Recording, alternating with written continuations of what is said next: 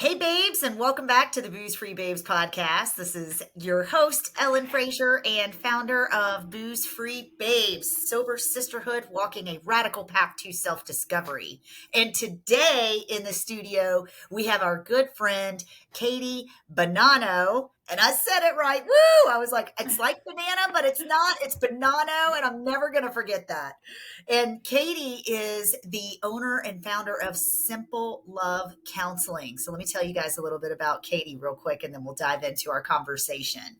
So Katie is a couples therapist, and she helps couples uncover unseen patterns in their relationship and also helps them understand how their past may shape current behavior. She also works on creating new patterns of communication and support so that both partners feel heard, connected, and loved. Katie Bonanno, a licensed marriage and family therapist and owner of Simple Love Counseling. Welcome to the Booze Free Babes podcast. How are you today? Thank you. I'm good. Yeah. Thank you for having me on. We're so excited to have you. And this is such a great topic. I want to dive all in. And I promise you guys, I'm not going to make this my own personal therapy session, but I kind of want to.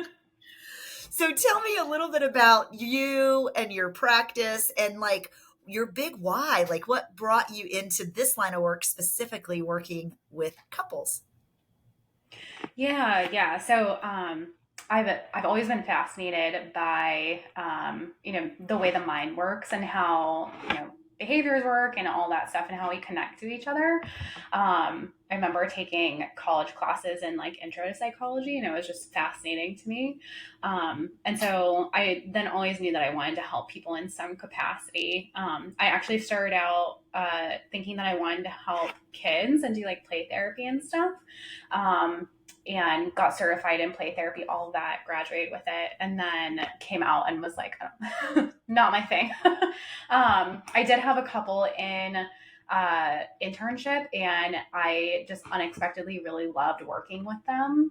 And I think also seeing how our families have such an impact on those like learned behaviors and how we learn to connect with people. And I relate it to kind of like the Truman Show of we only know what we know and we don't know what we don't know, of course, and that we kind of grow up in a bubble. And so even as far as like we explain things or the different words that we mean can mean different things to different people. And I think that's so fascinating because we take a lot of that with us. And then you put that, into a relationship with two people, and we have to kind of figure out how to create our own patterns. So I think my why was, helping couples feel like connected again and loved. And I'll admit, when I have a couple in session, we're kind of able to like boil it down to those feelings and like get them to connect. I will get a little bit emotional with them because I'm so excited to like see that. And it's just like, it's so endearing and sweet. I can only imagine, like, how could you not be invested, right? Like, I get it. Yeah. You're probably not supposed to be or whatever, but I can only imagine, like, it's easy to get invested because you're walking this journey with this couple, right? And you're trying to help them Yeah. navigate their own communication style. But something that you said that really stood Mm-hmm. out to me, and that was the lens or the bubble in which we see the world, right? Like, Yeah. think about that for a second. Like, it makes sense, but just think about like what's going on in the world today. And I don't want to go too much down that path, but how there's so much division Yeah. in the world, right? Even Right. just in political parties and different things like that. So I can only imagine that when you come into a relationship with somebody that has differing of opinions or beliefs or backgrounds or the way they were raised, Mm-hmm. that Yeah. creates the ecosystem, right? In which Right. the foundation of that relationship is built upon. Yeah, definitely. I equate it for clients as like we're all wearing sunglasses and we might have different colored lenses. So a very neutral event could happen and we could all see that event extremely differently depending on the colored lens that we have on. So like you might have pink, I might have purple, somebody else might have blue. And those lenses depend on our experiences and what we've been through in life that kind of create that lens for us. I love that sunglass analogy. I think that really makes sense. You know what I mean? And so, Yeah. share with us a little bit about how do you find that or identify how you can work with a couple? Like I'm assuming when people come to you, they've already had some, what am I trying to say here?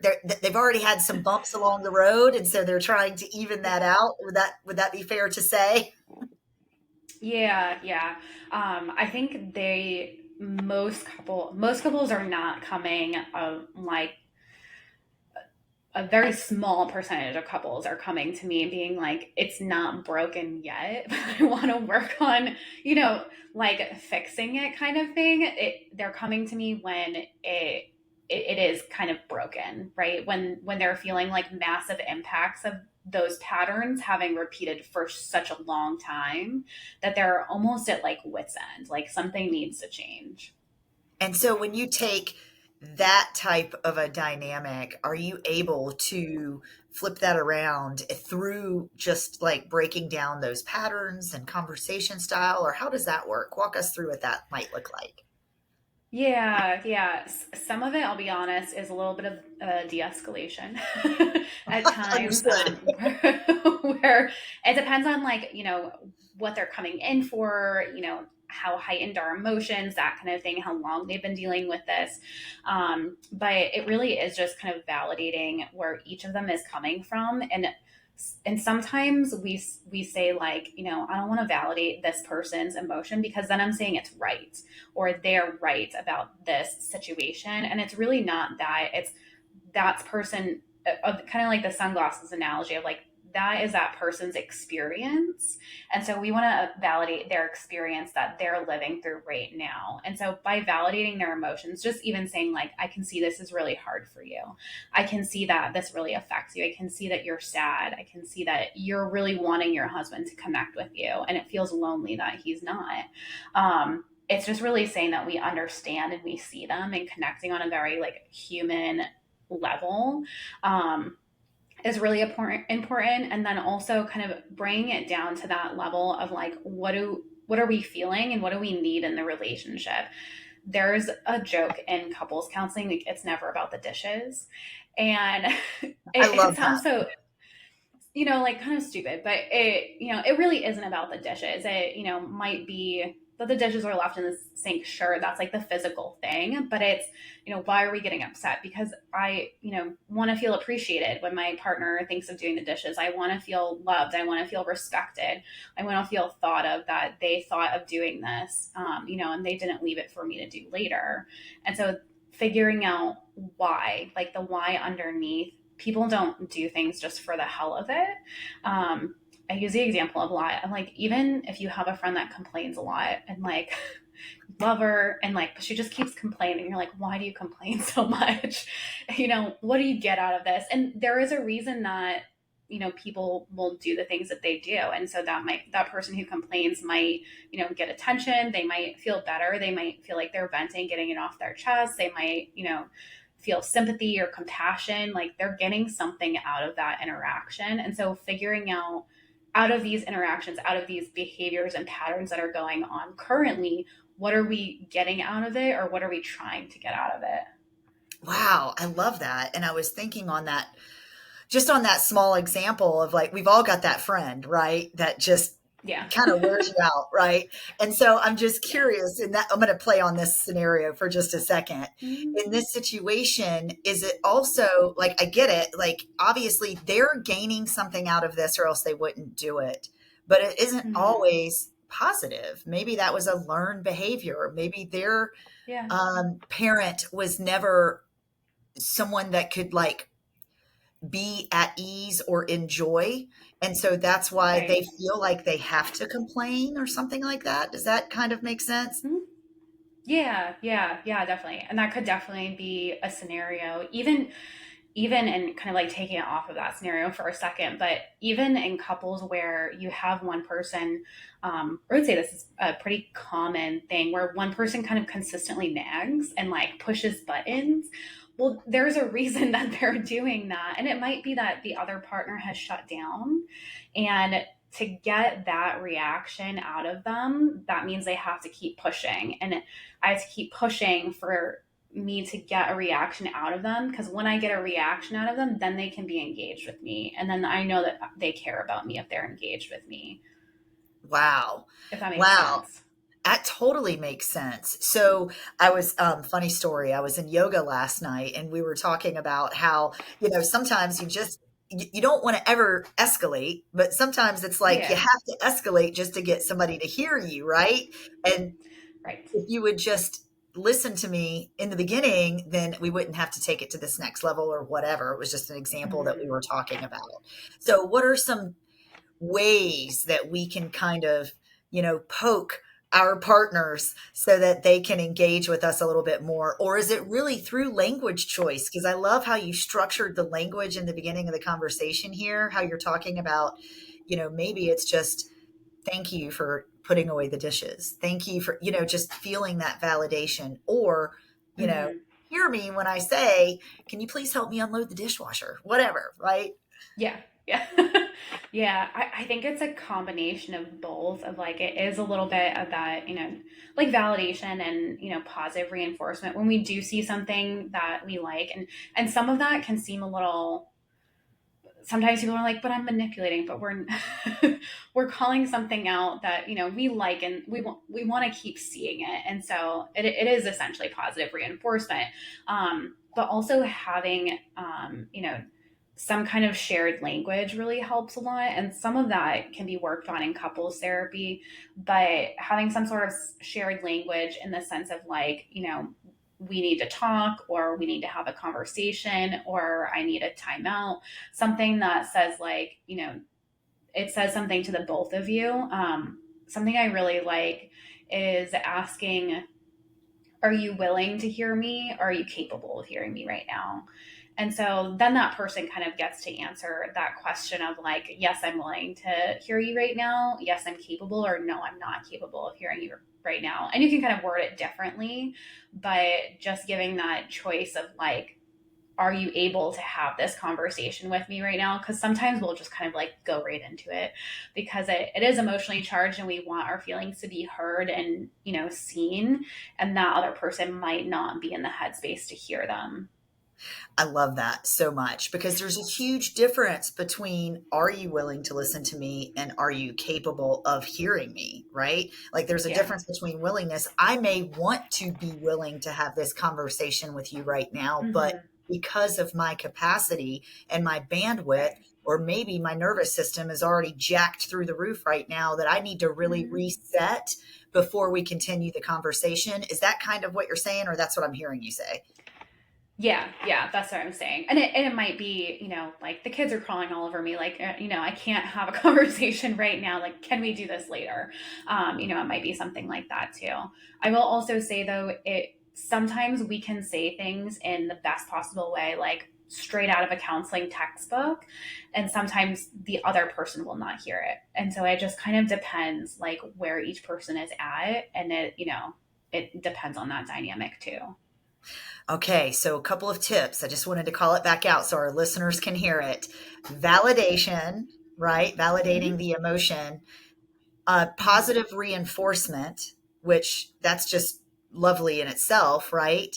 And then Hmm. the third thing was checking in with our partner and making sure that they are on board to have this conversation. And I can just say I Yeah. am the worst at that because I will just wake up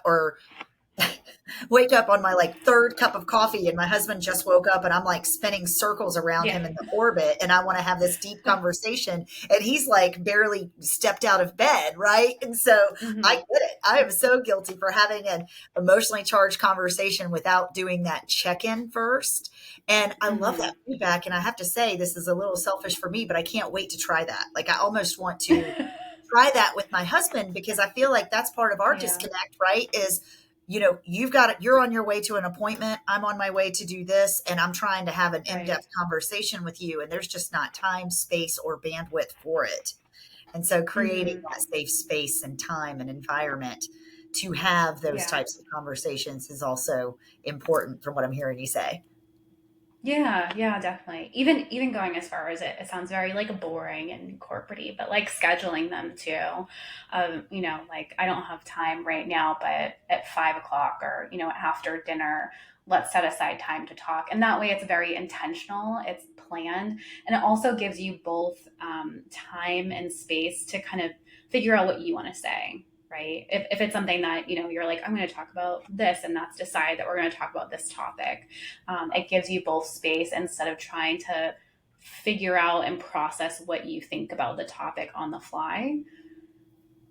I love that. That's such great advice because if we're in an emotionally charged space and we want to go into this conversation right in the moment with our spouse or Right. whoever in this relationship dynamic, right?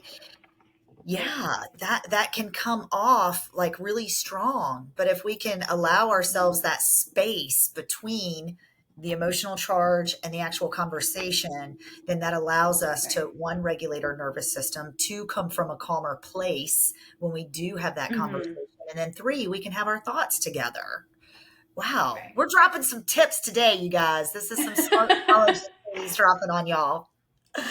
Okay, Yeah. so tell us a little bit about. Okay, so I'm seeing here in your bio you love working with married couples, and how has Mm-hmm. substance use disorder come into that conversation? And if you don't mind, like Yeah. elaborating a little bit on that. Yeah. Like married couples and couples who aren't married as well. But sometimes it will come in as, one partner is struggling, sometimes both. Um, I will say addiction can be in all different types of forms as well. So sometimes we'll even see it in other forms of like gambling or, retail therapy, like buying things, binge eating. And so it will come into the conversation. It shows up a lot as like for the other partner being really frustrating because it's something obviously like they can't control.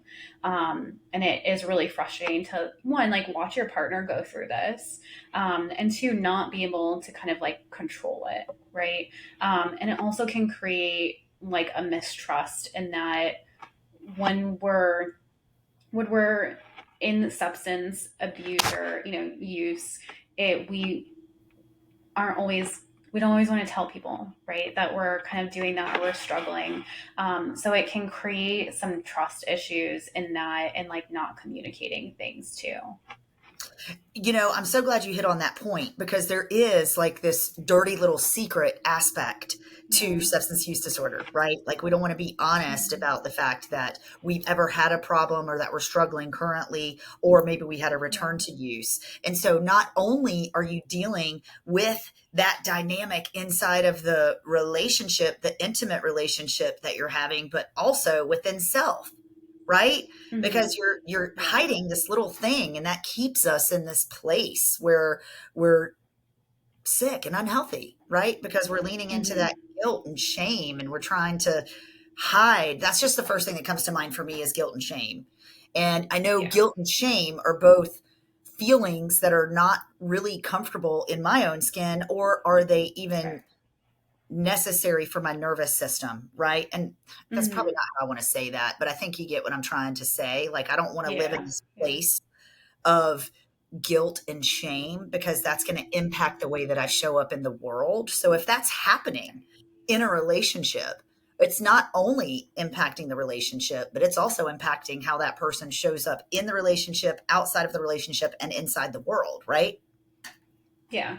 Yeah, definitely. Yeah. And it obviously adds to a lot of like disconnect within the relationship as well. And in that person self of like not, maybe not being as truthful with themselves as they should be with, almost like lying, right?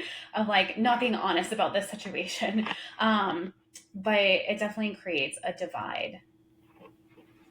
I can totally see that. And so, in your experience, right? Like, is this something that we can navigate through and heal and come back together as a couple? I'm just speaking generally, obviously. Yeah, I think so. I always tell couples like what we can work through is so subjective. Like, because couples will come to me and they'll be like, "Do you think this is, workable? Like, do we still have a chance?" And I always tell them, like, I've seen people work through some crazy stuff, and it really just matters of are both partners 100% involved, right? Are we working on this 100% from each end? Because if we're at that point, then sure. If one is kind of in and one is kind of like half out, then, that's going to be harder, obviously. But I think it's definitely workable. And I think it's really kind of creating that trust within each other. And I always advocate for almost like using each other as a coping skill too. Not in like codependency, but kind of just like calling things out of like, hey, I see you doing this. How can I help you? Right? Like, I see you kind of going down this road that led to the addiction. How can we change this? How can I help you? How can I be there to support you right now? What do you need from me? And I kind of equate it to like a seesaw, right? When one person is up, the other might be down. And so that person that is up has the ability to help the person who is down.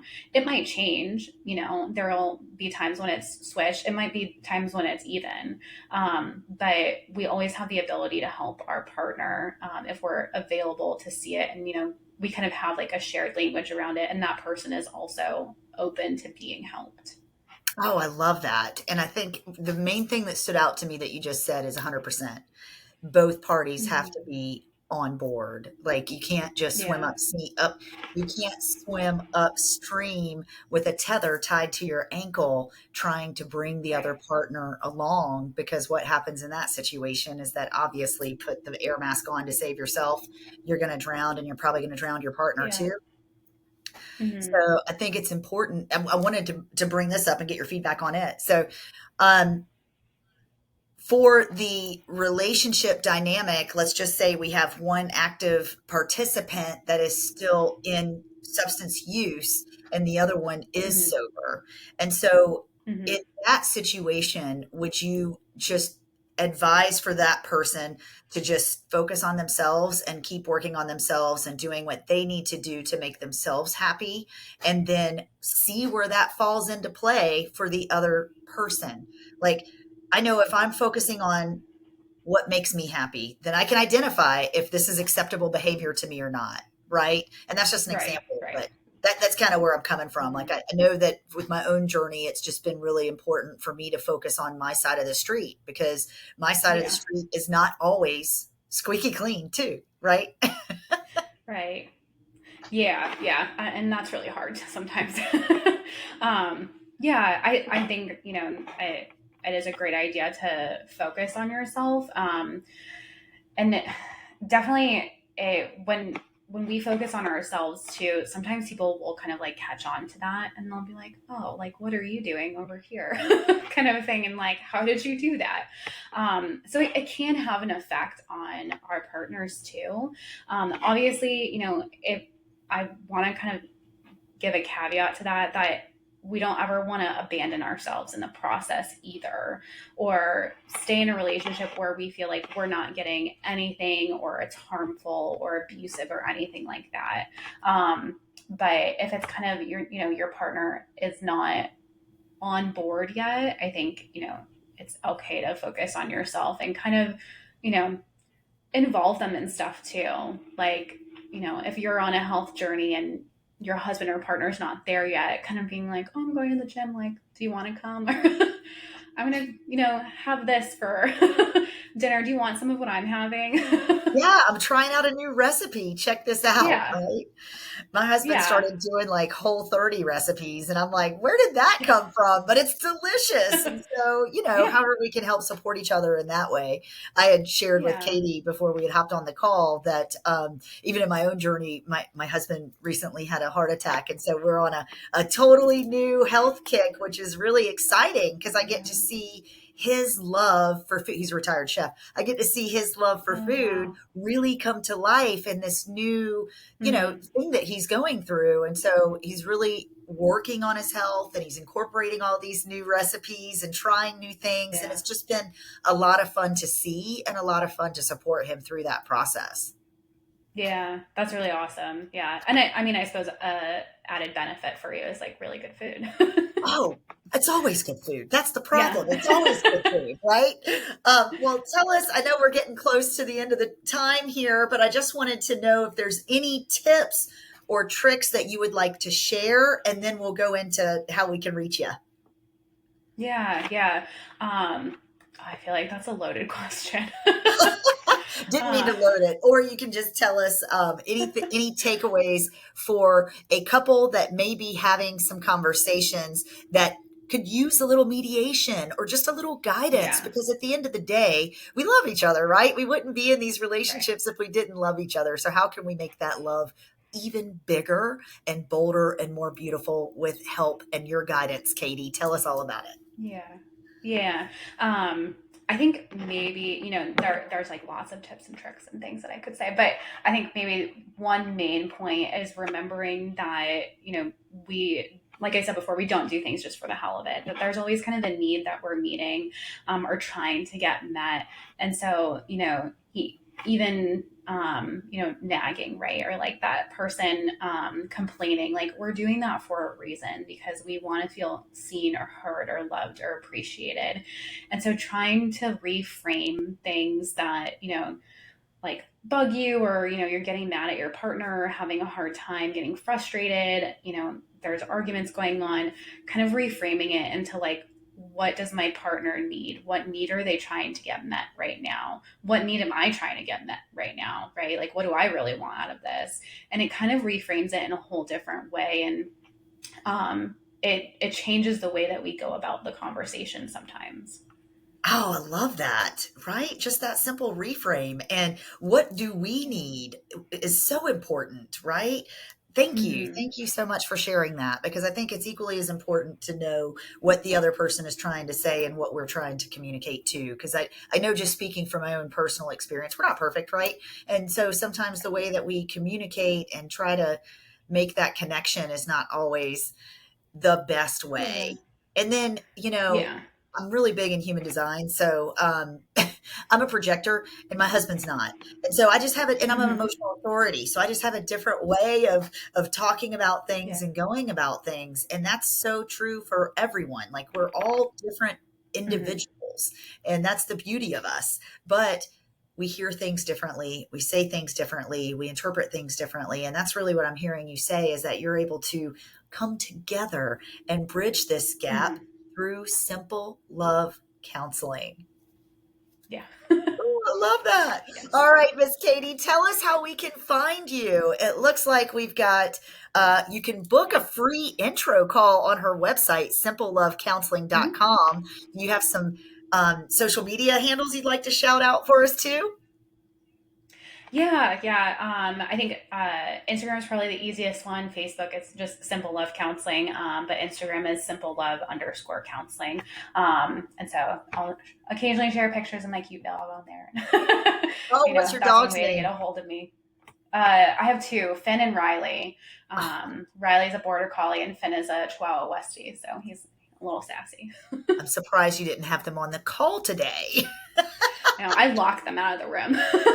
They're not in here. I had to lock Wilson out earlier too. He was being too disruptive. So I had to lock. I've Oh, got two yeah. Brittany Spaniels and I had to lock them out. So I get it. Oh.